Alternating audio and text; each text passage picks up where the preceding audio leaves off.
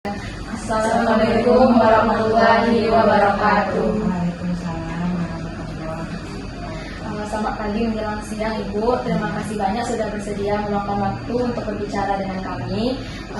Sebelum itu mari perkenalkan dulu kelompok saya. Dimulai dari saya. Perkenalkan, nama saya Indri Palinsa Ramadhani dari Prodi Ilmu Administrasi Negara, Fakultas Ilmu Sosial dari Universitas Negeri Padang. Bersama dengan rekan saya. Kenalkan, nama saya Hamba Dwi Putri, wilayah Dwi. Perkenalkan, nama saya Shifta Badaya, bisa dipanggil. Perkenalkan, nama saya Indra Yudi, biasa dipanggil Ibu. Perkenalkan, nama saya Siti Mandari, Bu, biasa dipanggil Lula. Perkenalkan, nama saya Ibu Nurja, Agil. Lagi ya, sama dengan anak Ibu.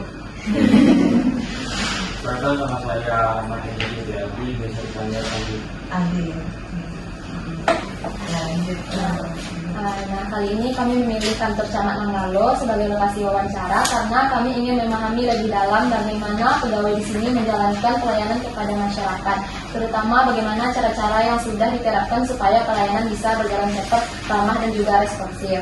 Kami menggunakan teori behaviorisme sebagai landasan karena teori ini menekankan pentingnya bagaimana lingkungan dan penguatan dapat membentuk kebiasaan dan perilaku seseorang.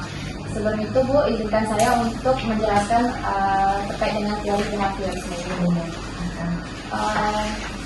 Jadi teori behaviorisme adalah salah satu pendekatan dalam psikologi yang menekankan bahwa perilaku manusia dapat dijelaskan secara ilmiah melalui pengamatan terhadap tindakan nyata. Menurut teori ini, semua perilaku dipelajari dari lingkungan melalui proses yang disebut dengan pengkondisian. Nah, behaviorisme ini menekankan pentingnya pengalaman yang dapat diamati secara langsung dan melihat manusia itu sebagai makhluk yang dapat dibentuk oleh lingkungannya gitu, Bu. Kalau dalam dunia pekerjaan, khususnya dalam bidang pelayanan, teori behaviorisme ini memiliki peran penting dalam membentuk perilaku karyawan agar sesuai dengan standar yang diharapkan perusahaan, serta dalam meningkatkan kepuasan pelanggannya itu, Bu. Dengan pendekatan teori behaviorisme ini membantu menciptakan lingkungan kerja yang teratur, disiplin, dan juga terarah, di mana perilaku yang diinginkan itu diperkuat dan perilaku negatif tersebut ditekan atau dihilangkan, sehingga kualitas pelayanan bisa tetap terjaga dan bahkan meningkat dari waktu ke waktu. Jadi sekian penjelasan dari teori behaviorisme itu, Bu. Untuk itu kami mengambil judul dari wawancara ini, penerapan teori behaviorisme dalam mendorong pelayanan responsif di kantor Camat Nanggalo. Kami ingin mengetahui bagaimana teori ini terlihat dalam praktik kerja dan pelayanan publik di lingkungan kantor kecamatan, khususnya dalam hal membentuk perilaku kerja yang disiplin, tanggap, dan juga melayani masyarakat dengan baik. Jadi jawaban dari Ibu sangat membantu kami untuk memahami penerapan dari teori behaviorisme dalam konteks pelayanan publik ini, Bu. Baik, Bu, langsung saja ke pertanyaan pertama. Menurut teori behaviorisme, perilaku manusia terbentuk karena adanya stimulus dari lingkungan. Nah, dalam konteks kerja, lingkungan kantor bisa mempengaruhi semangat dan cara bekerja pegawai. Jadi bagaimana suasana kerja di kantor Camat Nanggalo mendukung pegawai agar tetap semangat, Bu, dan konsisten dalam memberikan pelayanan kepada masyarakat?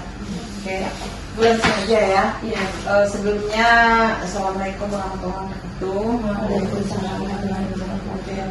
Mungkin adik-adik semua juga udah tahu, Ibu di sini adalah salah satu kasih pejabat struktural di Kecamatan Nanggalo dan mendapatkan kasih tata pemerintahan. Nah, nama Bu udah tahu ya, Bu Yeti Arianti, panggilan Bu ya. Terkait pertanyaan yang ditanyakan saudari Indri, bagaimana lingkungan kantor bisa mempengaruhi semangat dan cara bekerja pegawai. Untuk mempengaruhi semangat dan cara bekerja pegawai ini banyak cara dilakukan. Salah satunya umpamanya pagi setelah apel itu saya macam briefing, ayo semangat apa gitu, motivasi kita semangat melayani, kan? Semangat melayani masyarakat dengan pantang kendor, itu umpamanya salah satunya. Terus selain itu juga untuk memotivasi pegawai ini kita ada juga mengadakan semacam kerjasama tim. Kerjasama tim ini dengan mendatangkan narasumber, namanya kayak kemarin ada Ibu mengadakan, tapi tidak di Kecamatan Nanggalo, Ibu bawa keluar gitu kan, dengan cara mengajak seluruh ASN Kecamatan Nanggalo bagaimana memotivasi mereka untuk istilahnya kerja ini sudah merupakan tanggung jawab kita. Jadi kita bekerja ini dengan ikhlas, jadi tidak maraso tapaso. Jadi tujuannya itu untuk memotivasi pegawai di lingkungan Kecamatan Manggalo ini. Selain itu Ibu juga ada mengadakan dengan mengundang seperti asisten dari Balai Kota. Terus suasana kerja, insya Allah di suasana kerja di Kecamatan Manggalo ini insya Allah aman nyaman. Itu salah satu beberapa contoh untuk mendukung semangat ASN Kecamatan Manggalo ini untuk tetap bekerja. Baik Bu, untuk pertanyaan selanjutnya Bu, menurut Ibu bagaimana cara Ibu membiasakan diri agar tetap sabar dan memberikan respon yang baik kepada masyarakat yang memiliki watak dan karakteristik yang berbeda-beda yang datang di kantor ini Bu? Ya, Ibu berbagai cara, salah satunya Ibu membuat moto itu. Sabar itu ilmu tingkat tinggi, belajarnya setiap hari, latihannya setiap saat, ujiannya sering rendah. Iya. Ya kan? Iya. Itu salah satunya. Jadi kayak kemarin kan Ibu juga pernah PLT kan, PLT di Lurah Pulau Magang. Di mana Ibu bekerja pasti Ibu tetap terapkan itu. Kalau seandainya umpamanya ini kan ada juga kan, tidak selalu kan. Kalau ada warga yang ngotot lagi itu kan banyak tuh kalau dalam pengurusan surat ini sementara administrasinya tidak lengkapi dulu Pak. Oh nggak bisa Bu, aku pernah begini, kebajuan ini harus siap ini. Kami kan butuh administrasi Pak, apalagi surat waris ya kan. Kalau administrasi nggak ada, nanti yang akan dipanggil kan kami. Karena ada pernah kejadian, walaupun waktu itu belum masa Ibu, tapi karena yang menjabat setelah itu Ibu, itu yang dipanggil tetap Ibu. Karena jabatan ini kan kaitannya walaupun yang sudah lewat kaitannya dengan jabatan. Nah jadi itu banyak yang kayak gitu. Jadi ya dengan sabar tadi lah. Iya, harus sabar, harus pandai-pandai. Nah terus inovasi itu juga merupakan salah satu cara untuk mempermudah warga. Jadi sebelum mereka datang ke kantor camat ini, mereka bisa melihat persyaratan apa yang harus dilengkapinya terlebih dahulu. Ya sekian. Iya. Ulang panggilannya. Iya. Ulang ya. Lupanya tuh makanya ulang dia. Ya. Selanjutnya itu bukan behaviorisme ini percaya bahwa perubahan perilaku itu bisa dipicu oleh pengalaman langsung bukan hanya teori. Ya betul. Apakah pernah di kantor ini mengadakan pelatihan atau simulasi langsung sebagai bentuk pembelajaran untuk melatih sikap tanggap dan pelayanan cepat bagi staf?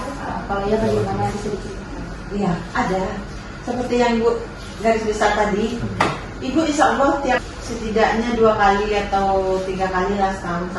Kalau sekarang kan agak susah karena kan untuk mengadakan itu kan juga butuh biaya.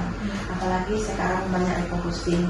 Ini Ibu kan Kasipan Kecamatan nih, kan ada Kasipan Kelurahan. Itu kan berarti otomatis kan di bawah Ibu. Antara sesama kasih aja. Ayo siapa laporannya yang paling cepat, umpamanya gitu kan, laporannya yang paling cepat dan tidak mudah sesuai datanya. Ya walaupun istilahnya kecil-kecilan pasti Ibu kasih reward gitu. Tapi namanya kecil-kecilan, namanya kan istilahnya dari pribadi nih, walaupun tidak ada anggarannya gitu.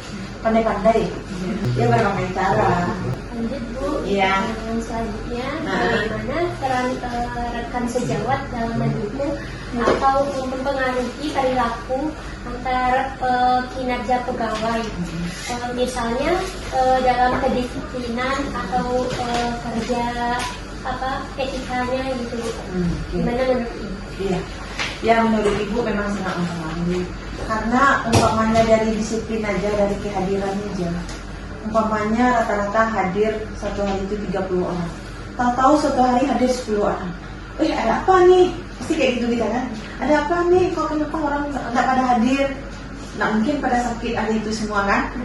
Pasti ada alasannya tertentu. Jadi memang disiplin ini mempengaruhi sekali dalam semangat kerja ini. Jadi kalau rekan kerja ini biasanya saling keterkaitan. Karena saling tergantung gitu kan. Karena Ibu juga tidak bisa bekerja sendiri tanpa ada teamwork, ya kan? Iya, kerja sama tim. Rata-rata semua itu kita tidak akan bisa berjalan sendiri, walaupun kita bisa memaksa-maksa, tapi hasilnya tidak akan maksimal. Jadi teamwork dalam satu pekerjaan sangat dibutuhkan. Baik, tes selanjutnya, apa kendala yang sering Ibu alami ketika mengajak pegawai di kantor camat untuk meningkatkan disiplin atau kinerja kerja Ya. kira apa aja halangan? Halangannya sebetulnya dari diri mereka masing-masing. Karena sebagian mereka masih beranggap biasalah, tidak kena Jawa itu kan. Jadi rata-rata dari dia sendiri.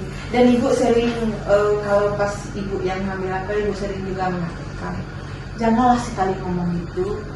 Tugas ASN ini ya kan untuk melayani masyarakat. Tujuan utamanya kan itu kan, bagaimana supaya kita bisa melayani masyarakat ini dengan baik. Dan ibu juga sering mengatakan, sekali-kali kalau ada yang warga yang bertanya, jangan mengatakan, oh nak tahu ada pak, nak tahu ada bu, itu nak kena jawab. Jangan sekali-kali mengatakan itu.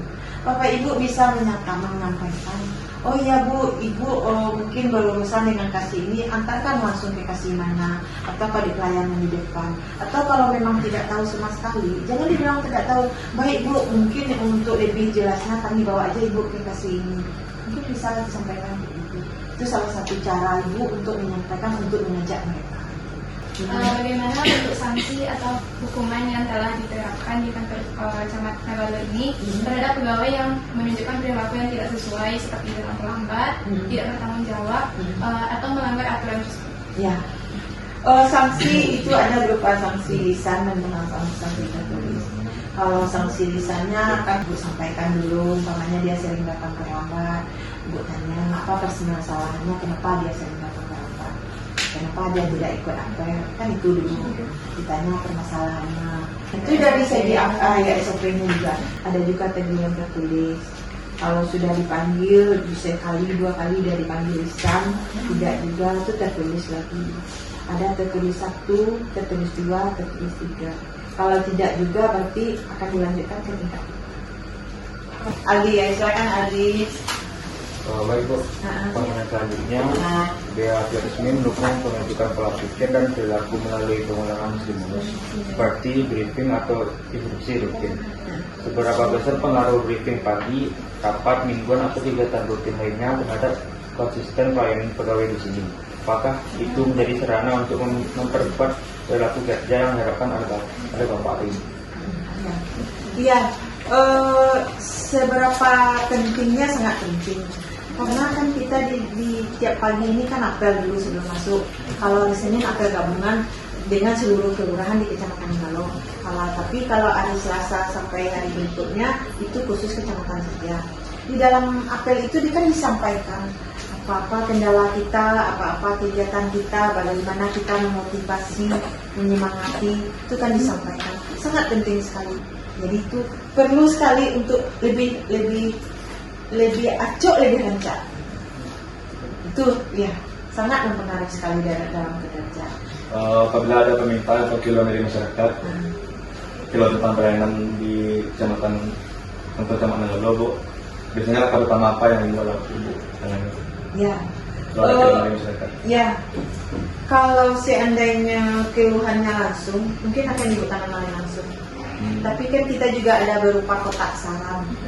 Ya, di depan. Kalau dengan kotak saran tuh kita tunggu membuka dulu. Atau juga dengan melalui WhatsApp. Itu tinggal kita, kalau seandainya kaitannya dengan langsung dengan kecamatan akan ditanggapi langsung. Tapi kadang-kadang kan ada kaitannya tidak langsung dengan kecamatan. Kita tanggapi, oke, akan kita tindak lanjuti ke instansi terkait. Karena jalan kan tidak termasuk di Kecamatan Nagalo, KPUPR. Kita teruskan ke KPUPR, tapi pertanyaan dari warga itu tetap bicara langsung. Ya. Jadi seperti yang Ibu bilang kan dalam media masyarakat itu jangan bilang tidak tahu, dan tanya masyarakat mau apa nanti antarkan dari tempat tujuannya.